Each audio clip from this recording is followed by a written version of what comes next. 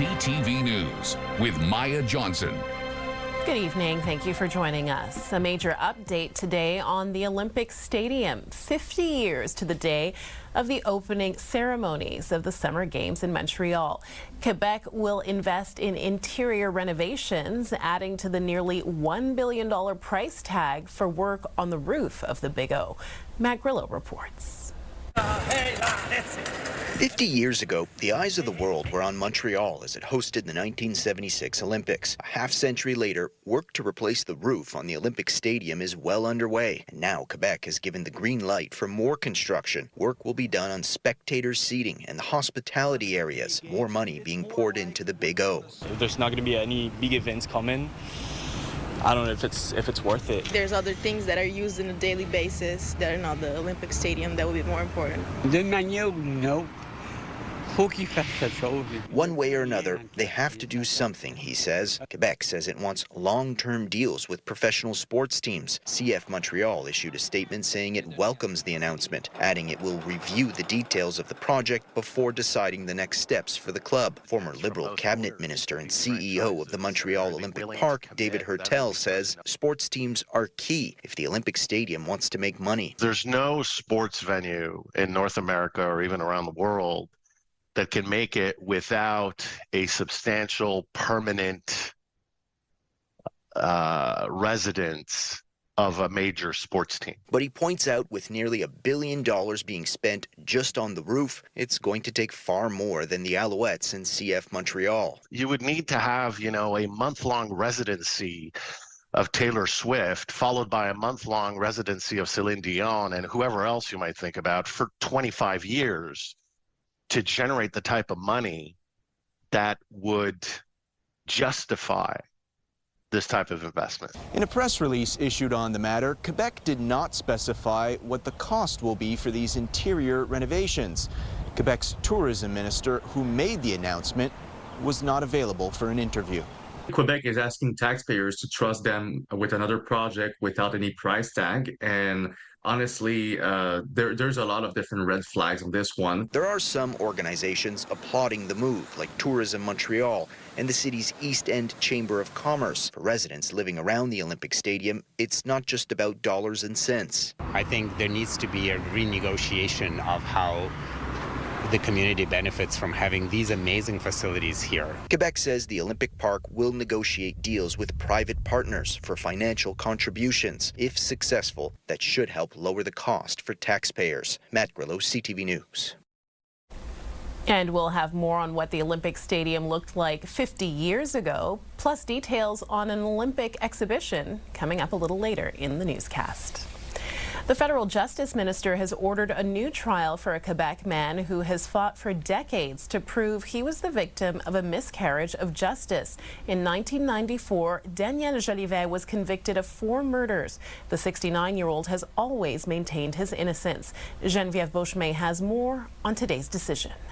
Verdict de culpabilité à l'égard de Monsieur Jolivet. Daniel Jolivet read a letter he says he will frame and keep forever. It means freedom. It means finally I got what I wanted, a decision from the Justice Minister ordering a new trial. In a statement, Justice Minister Sean Fraser wrote, "Our responsibility is to make sure Canadians can trust their justice system, and that means, in rare cases, returning cases to the courts for new information to be considered." Jolivet was convicted of a 1992 quadruple murder on Montreal's South Shore. 2 men linked to organized crime were gunned down along with 2 innocent young women. Now the Quebec Office of Prosecution will work with police and determine whether to hold a new trial all these decades later or simply drop the charges. Ça me roulait tout le temps dans la tête, tu comprends? Jolivet and his lawyers say they would prefer their day in court. He's not been fighting for all these years, not only to get back his freedom, but to tell the world that he's not the person who committed the crime.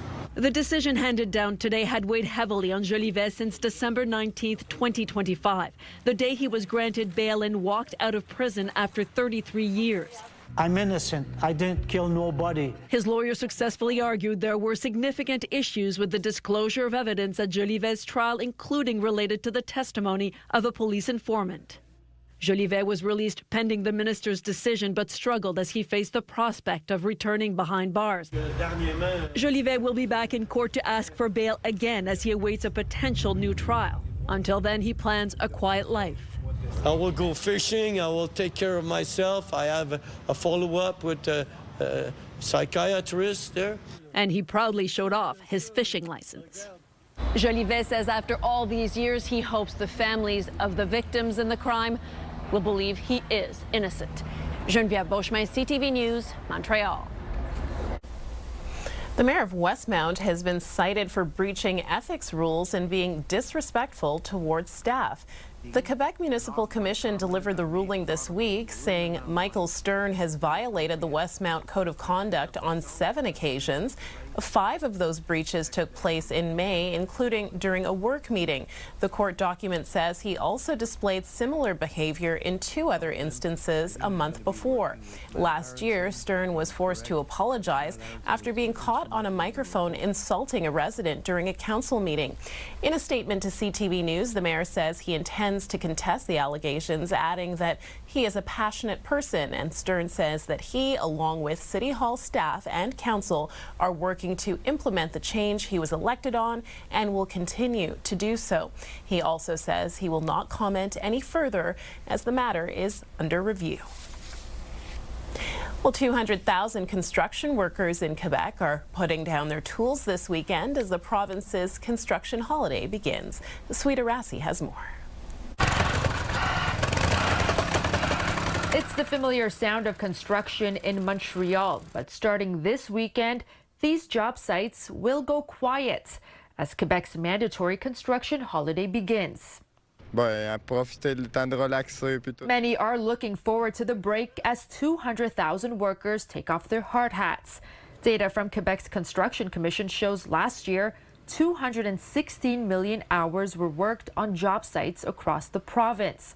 It's a record number, says Mélanie Malenfant, who's with the commission. Donc le congé est vraiment mérité. She adds it's well-earned vacation time, and all those hours worked adds up to nearly $727 million in paychecks. While construction holiday officially begins Sunday, for most workers, it really starts Friday at noon when their shift comes to an end. For sure, I'm going to stay in Quebec. Everything costs too much, so stay home, don't spend, and have a great time. Stay relaxed, quiet. Actually, from the 2 weeks, I'm going to work one, and the other one I'll go somewhere else. Relax. Play with the grandkids. Some tell us they're just happy that they don't have to wake up early for a bit. Le secteur du génie civil et de la voirie, lui, peut continuer ses travaux. Malenfant says some sectors like civil engineering and road construction will carry on. The rest of the job sites will reopen in 2 weeks. In the meantime, Montrealers will also get a break from the construction noise. Sweet Arasi, CTV News. Meantime, bridge workers will be taking advantage of lighter traffic during the construction holiday to work on the Mercier Bridge. One side of the bridge closes at 11 tonight and will stay closed until August 3rd. Drivers will be limited to 1 lane in each direction. Côte Saint-Luc is getting $800,000 from the federal government to help vulnerable seniors. The money will pay for a social worker, an occupational therapist, and digital literacy programs to help seniors continue to live at home. For the past 5 years, the city has been working with the University of Montreal and the University of Sherbrooke, and the funding will see this program expand. The goal is allowing seniors to live comfortably in their home for absolutely as long as possible. That is healthy aging, and that is the point of this program. We have people that come to the library because they have nowhere to go and they need to speak to somebody. We have people that come to recreation because they just want to shower and be around people. This is where a social worker will be able to intervene when we identify those people or when they self-identify. Seniors make up about 1/3 of Côte Saint-Luc's population. American tariffs have been devastating for manufacturing sectors across Canada. The wood product industry feels it has been hit twice by 25% tariffs and competition from a flood of imports from other countries. Abigail Beeman went to a plant in Quebec and has more on what the industry is calling for. So many small towns rely on manufacturing jobs. That's true here in Quebec, Quebec. Behind me, one of Canada's biggest kitchen cabinet makers is struggling.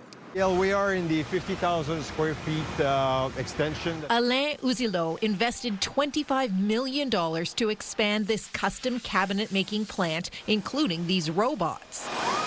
And even though any given day sees 15,000 moving parts here, we're running 50% capacity because of this whole situation, that the tariff and the imports. 25% tariffs Donald Trump threatens to double next year, and a flood of imports from companies around the world who see Canada as an attractive alternative to the U.S., where they too face tariffs, means Quebecco had to lay off about 200 people. And this is really the part that is hurting the most. Of course, losing sales for a business, it's never good, but when you have to let go people, we're talking about, it's human drama. You know, this is reality, and we love our people. Quebecco, as part of the Canadian Wood Products Alliance, successfully lobbied the government for what's called a safeguard inquiry. It allows countries to impose tariffs in a time of emergency, when precisely like this, when there's a flood of product coming into the market. William Pellerin represents them and their call for a 100% plus provisional tariff in the meantime, before the Canadian International Trade Tribunal makes its decision. The results won't be known until February.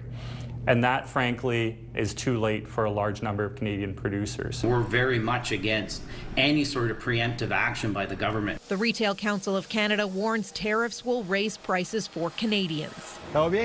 Ouzilot disagrees. We're breaking even, but we want to continue to invest. We want to continue to grow. So one of the options we'll have to start looking, continuing protecting our Canadian jobs, will be to look at having operations south of the border, which I would hate to do. The Finance Minister's office tells CTV News it will continue to assess whether more steps are needed while the inquiry is underway. The Canadian Wood Products Alliance says 3,000 jobs have already been lost in Quebec, and by 2028, 7,000 more are at risk. Abigail Beeman, CTV News, Coaticook, Quebec. A decades-old sign for a motel in Vaudreuil-Dorion was damaged by fire last week. The owner wants to replace it, but says the city is forcing her to take it down. Denise Roberts reports.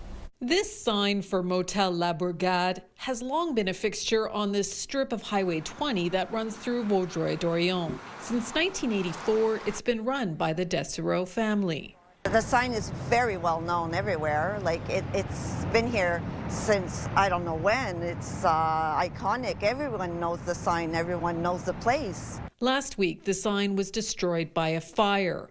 All that remains is a tower of metal. We have no clue how it burned. It might be electrical. We don't know. Lynn Dessereau says since the sign is their brand, they wanted to replace it.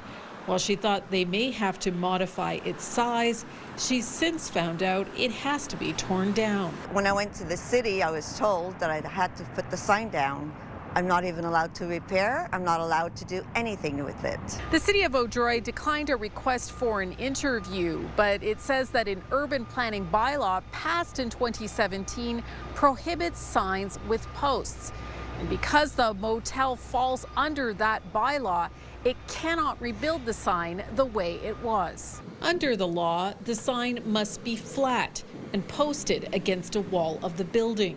Dessereau says this will affect their visibility and business. If I have no sign, how will people find me? How will they rent rooms? How will I survive without any advertisement in front of my business? The city has given the motel 20 days to take what remains of the sign down. Since posting about it on social media, Dessereau says people are upset a piece of history is being erased. It was like a wave of love that the people have with this sign and with the area.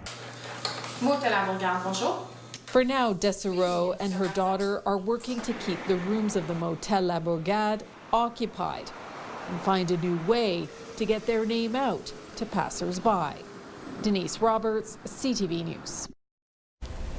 Barbie Barn was well known in Montreal for serving up chicken, ribs, and French fries. The restaurant may be closed, but as Christine Long explains, the recipe lives on in a new place. Everybody in Montreal knows about the Barbie Barn. For decades, the Barbie Barn was famous for its chicken and ribs until the last location in the West Island closed in March 2024. Chef Fernando Benliro worked at the Barbie Barn for 15 years and remembers how to make their famous ribs. Somebody asked the recipe, but I told them I don't have recipe. It's only on my mind. Not only does Benliro make the ribs like he used to, he uses the same kitchen equipment. When the Barbie Barn closed, he asked the owner if he can take some of the equipments, and the owner told him, take what you want. So the ribs and fries are made on original equipment, plus an overstock of boxes and bags means your takeout order has that retro look, too. $400 is still. The Benliro family opened their own restaurant, Cuisine Philippine Fernando, on Sunnydale and Dollar des Armonts, serving traditional Filipino food with their homemade garlic hot sauce. But these days, the rib racket is keeping this family business hopping. Been a lot of people coming in and out, so it's like completely different to like before. Before, like, it wasn't as busy as right now, so we could manage with just the 4 of us. Right now it's like really like rushing. The nostalgia is bringing in orders from everywhere. This one is headed to Val d'Or, Quebec. Different communities come in for the ribs, because there's a lot of indigenous people coming in from like up north, Kanawake, and they're always very friendly. So I love talking to them. Because bonding over food and memories is universal. Thank you for supporting us as a small business like this. Christine Long, CTV News. Coming up, a worsening situation in northern Ontario. Here, this is probably the fire season of a lifetime. And Donald Trump is making new threats because of it. 10 years, 7 prime ministers. The UK has yet another new leader. Nearly 900 wildfires are burning across the country, threatening communities and wildlife and sending smoke billowing over a large swath of North America. Today, Donald Trump threatened new tariffs on Canada because of the smoke drifting south of the border. The situation is especially difficult in northern Ontario. Evacuation orders have been issued for several communities, and others are on standby, ready to leave at a moment's notice. Heather Wright has the latest. So we got our building supplies. With a massive forest fire burning about 5 kilometers away, Sean Dufresne has packed up whatever he can into his truck and trailer. This is only the stuff that we can move. There's still 2 permanent residents that's going to burn. The community of Uppsala is about 150 kilometers northwest of Thunder Bay. There's no evacuation order here, but people are being told to leave before things get worse. There are a bunch of communities that have been overrun, and we could be one of them. Uppsala Fire Chief Doug Keesbring says they are doing what they can to protect the town. We'll put one sprinkler system on the roof. Getting sprinklers in place to protect properties like the fire hall. But the town's resources are limited. And with so many fires burning, the province's resources are being stretched as well. They have limited resources for a massive demand this year. This is probably the fire season of a lifetime. And while rain this morning brought some reprieve, it was not enough. We're just good for a little while. We bought a little bit of time, but we have in no way won the war. Communities across the country are fighting battles against fierce and fast-moving wildfires. Roughly 900 fires are burning across the country, forcing thousands of people from their homes.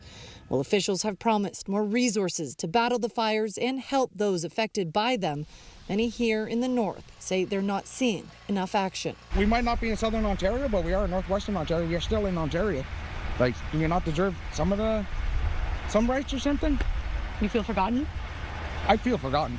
Today, Ontario's premier said more than 150 firefighters and over 80 water bombers and helicopters have been deployed to fight these fires. But with more than 190 burning across the province, including 20 new ones today alone, this is an ever-changing situation they are trying to respond to. Heather Wright, CTV News, Uppsala, Ontario. In British Columbia, meantime, fast-moving wildfires continue to threaten the communities of Pemberton and Boston Bar. In Pemberton, firefighters are battling a fire burning dangerously close to the village. In the Fraser Canyon, hundreds of residents in Boston Bar have been ordered to leave home, and at least 7 buildings burned to the ground in BC's Fraser Valley. In Nova Scotia, a rapidly growing wildfire has prompted an evacuation order in the Halifax area. The order was issued last night for residents around Jacket Lake. That fire has grown to 17 square kilometers in size. There are 4 active wildfires burning in Nova Scotia, with 2 considered out of control. The United States and Iran traded more fire this morning in what appears to be a return to a full-blown war. The U.S. military expanded its airstrike campaign, hitting more bridges. Donald Trump has threatened to target infrastructure to pressure Iran to ease its chokehold on the Strait of Hormuz. Iran also launched new missile attacks against U.S. allies in the Middle East, including Qatar. Qatar has been a key mediator in the war. Andy Burnham has officially been elected leader of UK's Labour Party and will become the country's next Prime Minister. Make no mistake, everybody, I will be a pro-business leader of the Labour Party, as I was a pro-business mayor of Greater Manchester. Burnham will be sworn in on Monday, becoming the 7th British Prime Minister in a decade. His predecessor, Keir Starmer, stepped down last month following a rebellion within the Labour Party. A powerful earthquake rocked the southern coast of Mexico. The 7.4 magnitude quake struck just before 11 a.m. off the coast of Puerto Madero, near Mexico's border with Guatemala. So far, there haven't been any reports of severe damage or casualties. Still to come, it was the hottest ticket in town. I wanted to go there so badly.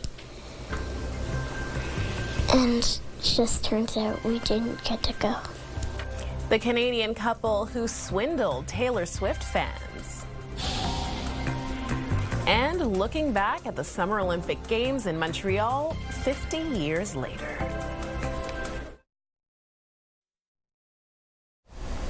It was 50 years ago that Montreal hosted the Summer Olympic Games, and today marks the anniversary of the opening ceremonies. For those who lived through it, it was an epic event, and for those who didn't, an exhibition at the McCord Stewart Museum gives visitors a glimpse of that special time in the city. The exhibition is called Montreal 1976, an Olympic feat, and joining us now is the curator, Christian Vachon. Thank you for joining us today. You're welcome. So a lot of people, of course, feeling nostalgic about the Summer Games, and this exhibit offers a retrospective. So what was your overall vision in putting this together? Well, first, there's 2 major events who really put Montreal on the world's map. Expo 67 and then the Montreal 1976 Olympics. We couldn't miss the occasion of use our collections to explain what happened, because it was quite a great success. And we're lucky. We do have lots of photographs, posters, uniforms, objects witnessing the games and how it was very well organized, I must say. Mm-hmm. Yes, and you talk about the success of it, but I imagine there were some challenges as well. Well, we know there were some challenges leading up to the games as well. Is that something that's addressed in the exhibition at all? Yes, actually it is.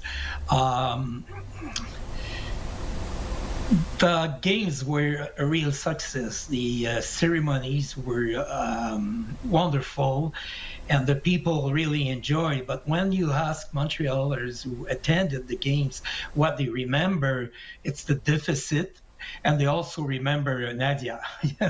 But of the course. deficit, yes. Yeah, Nadia Comaneci in gymnastics and the perfect score. I mean, it wasn't an easy organization because several challenges. The first one was inflation because of the oil crisis in '73. So labor strikes, corruption, bad management,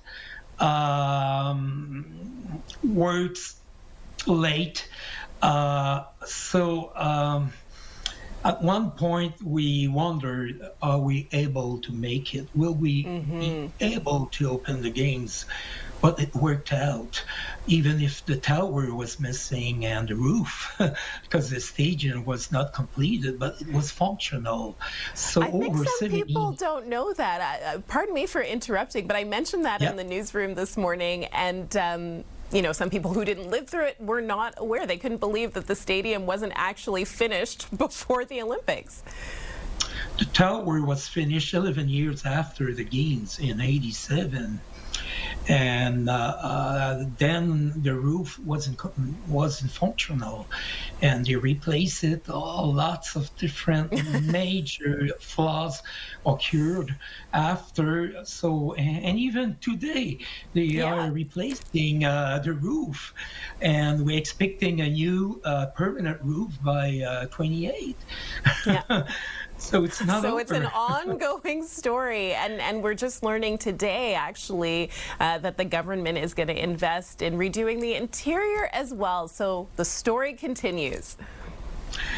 Of course, but we're lucky because the stadium is wonderful. It's a very bold architectural design, the stadium, and also what became the Biodome, which used to be le Vélodrome, you know, for bicycle competition.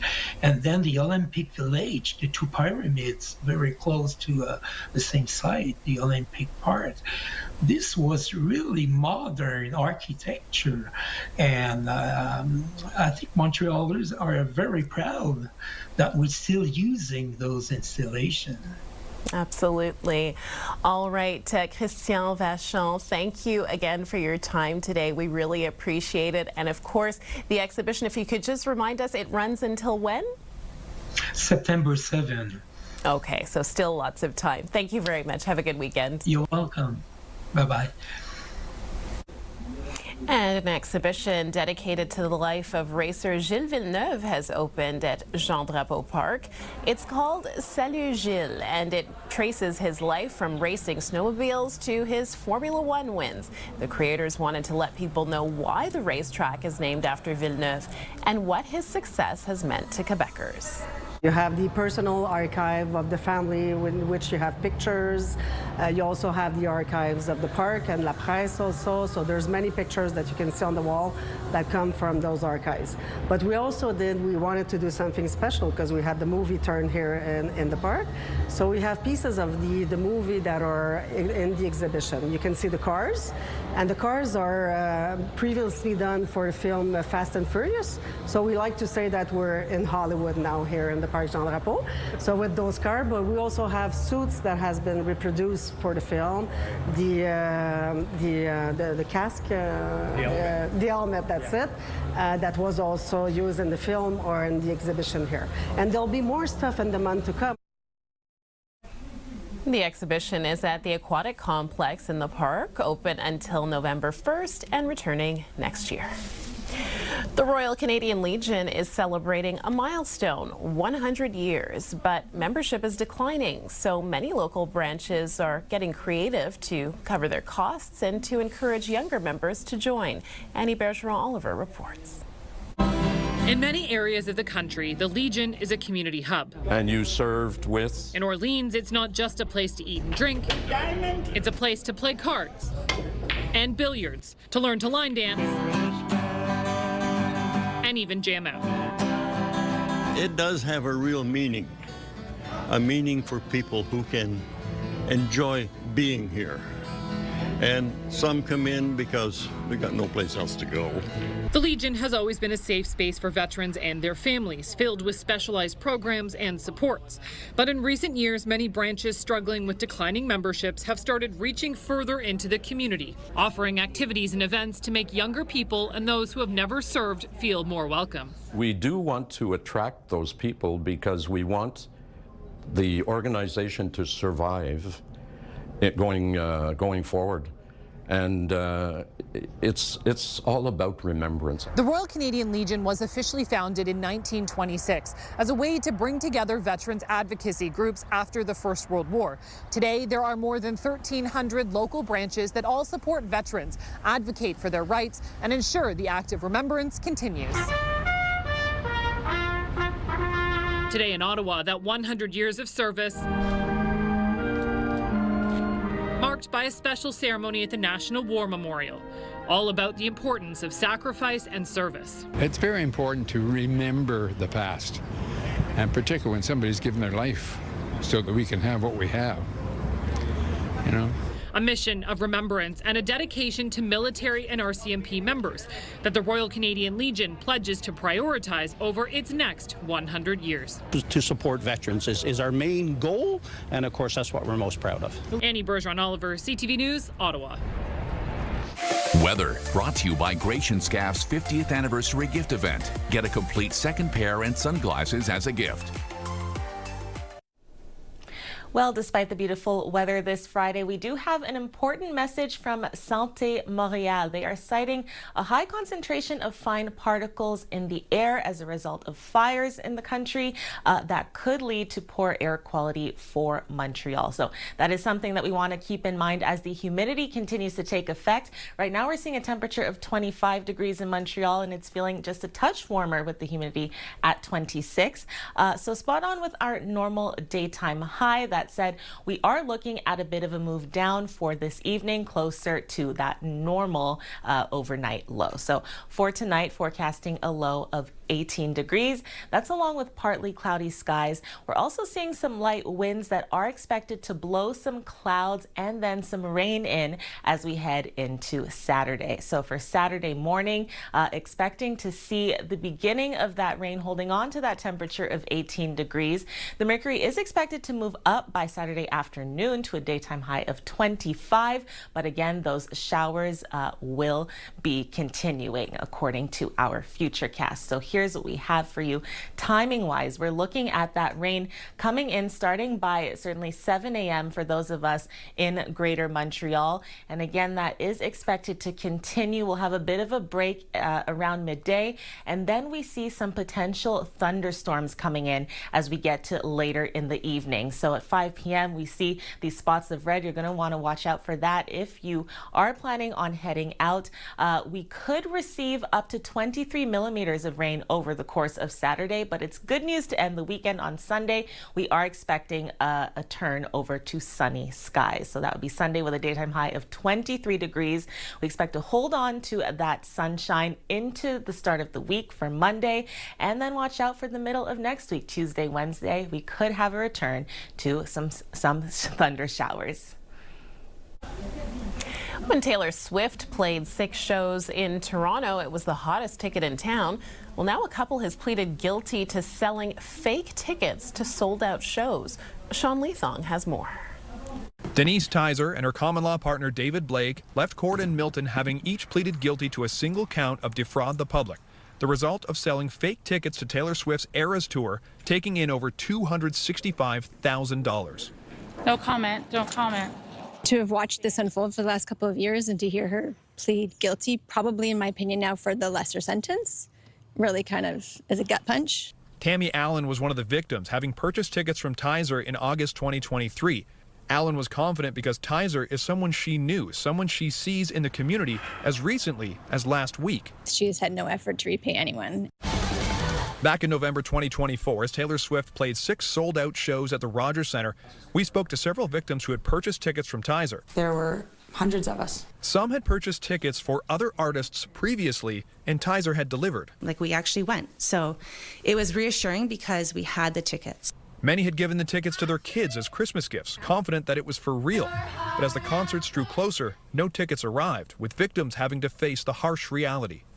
I wanted to go there so badly.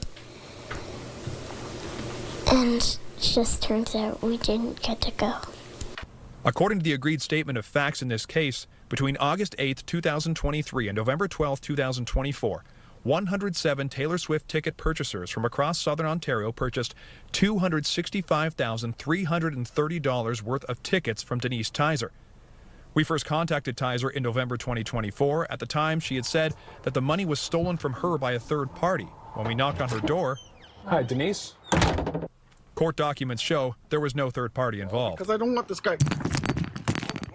Now, the 107 victims, most were under $5,000. One victim, however, spent $17,000 on tickets that were never delivered.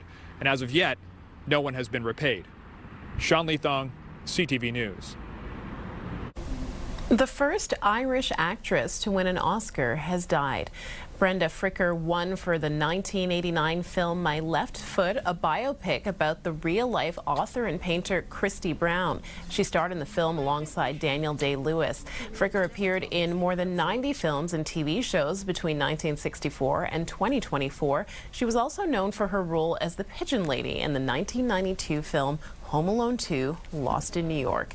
She was 81 years old. Just ahead, finding the perfect fit. So you can see the process. Speeding up the process to help improve people's vision. And the World Cup trophy, traveling in style. Your Health, brought to you by Gratian Scaff's 50th anniversary gift event. Get a complete second pair and sunglasses as a gift. If you've ever worn contact lenses, you know finding the perfect fit isn't always easy. Researchers at the University of Waterloo say they found a way to create custom contact lenses in just 20 minutes. Alexandra Hollick explains. So you can see the process. Layer by layer, this customized contact lens comes to life in a matter of minutes. Just take it out. Made with the help of a 3D printer and a team of researchers at the University of Waterloo. Printing these rigid, or sometimes called hard contact lenses, which requires a lot of personalization. Hard lenses are different from the more common soft contacts. They're specialized for complex prescriptions and can last up to a year. But personalization often means more money and more time spent at the eye doctor. Currently, the rigid contact lenses are around $500 to $1,500 a pair. The team says it hopes to cut costs to 1/10 of that price and time it out to just 20 minutes. Hopefully, with this printing, we can just deliver the perfectly fitted hard contact lenses in one shot. And let's have you put your chin on there. The process starts with a scan of a patient's corneas. Even with astigmatism, the cornea will look different in certain spots, so it will have deeper portions where it's supposed to be flatter, or it'll have flatter portions where they're supposed to be more steep. A file is then sent to a computer program that sets up the shape of the disc. A silicone formula is applied to the printer, and with the click of a mouse, the countdown to a customized contact lens begins. After printing, we need a coating, and we just use UV light to cure it until it is hardened. The materials also undergo a vigorous safety screening. We need it to be good with our body, our body reacts with some materials that are not they're toxic to our body, so we don't want it to be like that. The plan now is to refine the research and patent the product. Right now, I'm not telling it's completely perfect, but yes, hope so soon. For people who've struggled to find a comfortable fit, this tiny lens could mark the beginning of a much clearer future. Alexandra Hollick, CTV News, Waterloo. Business news brought to you by Au Vieux de Louf. Generous and delicious plates all the time.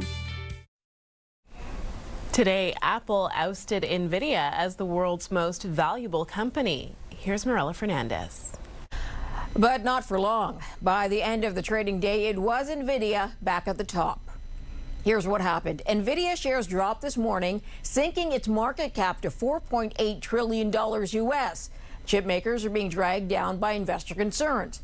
The drop made room for Apple to grab the top spot with a value of $4.9 trillion. But it switched back by end of day, letting NVIDIA keep the title it has had since May of 2025.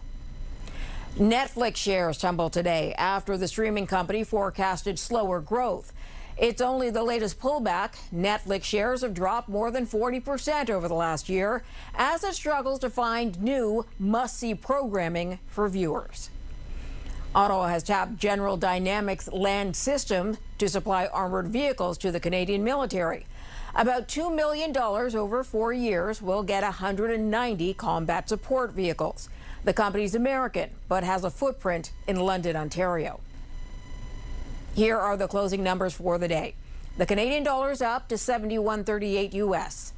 West Texas Intermediate up over $4 to 72.31 U.S.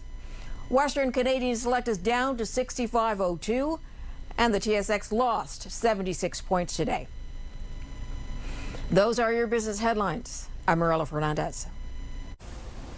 Argentina and Spain will be facing off in Sunday's World Cup final, and the fans are getting ready. Messi. Oh, and England are in trouble. And maybe to Lautaro Martinez. They're going out to the semi-final stage. Argentina is looking to become the first nation to win back-to-back World Cups since Brazil in 1962. Meanwhile, Spain will try to capture its first title since 2010. The teams will play at 3 o'clock Sunday afternoon, while England and France will play in the third-place match tomorrow at 5. Meantime, the World Cup trophy is traveling in style. Before it arrives in East Rutherford, New Jersey this weekend, it will be protected in a custom Louis Vuitton case. The Louis Vuitton trunk features the brand's signature touches, including a gold V and leather-lined interior. This is the 5th straight time the fashion house has designed the World Cup trophy case. Time now to check in with Caroline. And Caroline, we've been reporting about wildfires across the country. You'll have an update on what's happening here in Quebec. Yeah, that's right, Maya. SOPFE, the province's forest firefighting agency, is reporting that there are 200 active forest fires burning in Quebec right now. And it's receiving firefighting help from the U.S. and French firefighters that are expected to arrive tomorrow. So we'll be checking out that situation across the province tonight.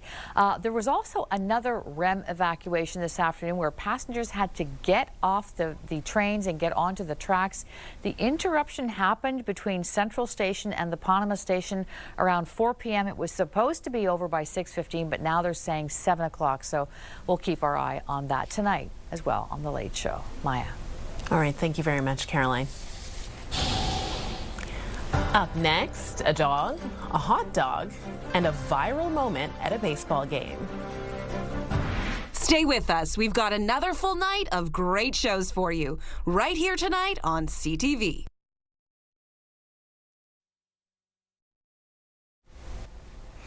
A very hungry dog went viral after his experience at a baseball game. Here's Danny New. Maybe you've seen this now famous video from a few weeks ago when this poor guy really wanted to take a big chomp out of another dog's hot dog during a Miami Marlins bark at the park night. This is the stare that millions of people saw when he wanted a hot dog. He does it every day. His name is Jonah, and his mom, Amy, says she screamed on the couch when she saw so many people, including the Marlins, trying to find Jonah on social media. For starters, their family was just watching the game when this secret stare down happened. We really had no idea this was going on. And I'm just like, that looks like Jonah. Well, Jonah's cuteness garnering social media attention has actually been a big theme in their family's journey with him. In 2020, Amy's husband Peter first saw these photos of Jonah as a puppy on Facebook after he was found in a cage with his brothers in Aruba.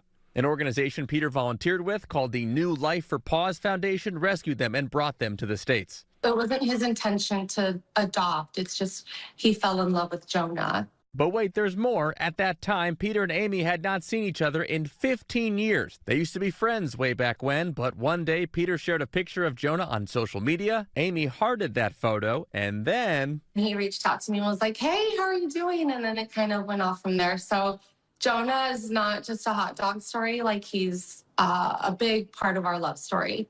This is the very good boy right here. But fast forward a few years to this past Sunday, where Jonah was the guest of honor at a Marlins game. Peter threw out the first pitch. The family sat in a suite filled with hot dog-shaped chew toys and a custom doghouse. Jonah, let's get you your hot dog, buddy. And yes, Jonah finally got to live the dream and just enjoy a hot dog at the ballpark. It became bigger than we thought it would, all because he was a good boy. And I want to make sure I mention that Amy and Peter actually raffled off 2 of the tickets for their suite to raise money for the organization that brought them Jonah, the New Paws for Life Foundation, and invited the founder to attend with them as well.